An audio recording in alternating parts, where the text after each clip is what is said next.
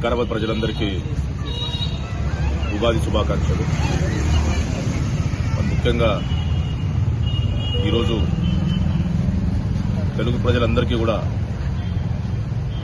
నూతన సంవత్సరంగా భావిస్తూ ఉంటారు. ప్రజలందరూ కూడా ఉగాది పండుగ అంటే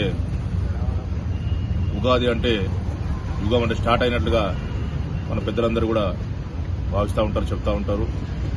ఉగాది పండుగ అంటే ప్రజలందరికీ కూడా, ముఖ్యంగా తెలుగు ప్రజలందరికీ కూడా చాలా పెద్ద పండుగ.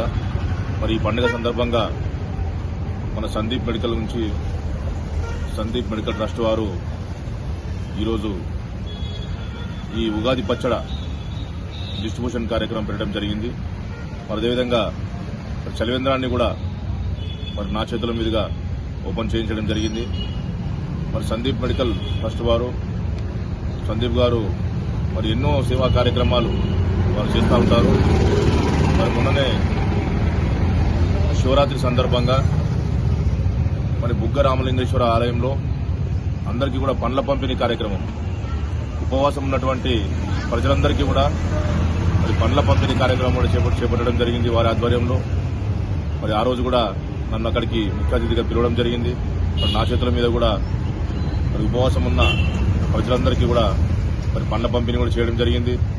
మరి అదేవిధంగా మరి వారి ట్రస్ట్ ద్వారా గత 4 సంవత్సరాల నుంచి ఈ చలివేంద్రం, ఈ ఎండాకాలంలో చలివేంద్రం మన నా చేతుల మీదుగానే ఓపెనింగ్ చేసి ఈ ఎండాకాలం అంతా కూడా మరి అందరికీ ఈ చల్ల నీళ్లను పంపిణీ చేసే కార్యక్రమం మరి వారు చేస్తూ ఉంటారు.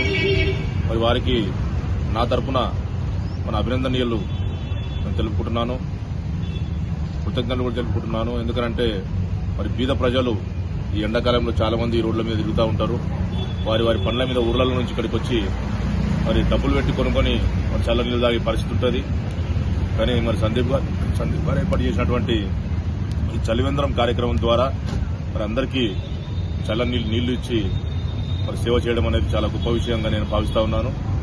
మరి ఇట్లాంటి కార్యక్రమాలు మిత్రుడు సందీప్ గారు ఇంకా ఎన్నో చేయాలని చెప్పి వారిని మనస్ఫూర్తిగా నేను ఆశీర్వదిస్తూ మరి అభినందనలు కూడా తెలియజేసుకుంటా ఉన్నాను. Thank you.